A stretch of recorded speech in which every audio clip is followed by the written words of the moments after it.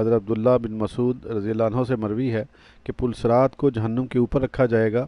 جو پتلی تلوار کی دھار کی طرح ہوگی، جو پھسلنے کی جگہ ہوگی، اس پر آگ کے کانٹے ہوں گے جن سے وہ لوگوں کو اچک لے گی،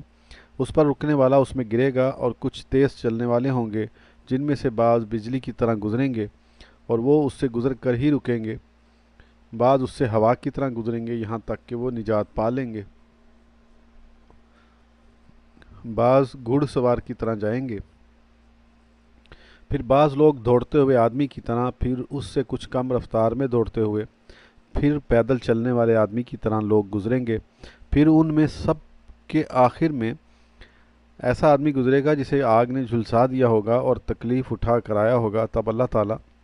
اسے اپنی رحمت اور فضل و کرم کے طفیل جنت میں داخل کرے گا، اور اسے کہا جائے گا کہ آرزو کر اور مانگ۔ وہ شخص کہے گا کہ تو رب العزت ہو کر مجھ سے مزاح کرتا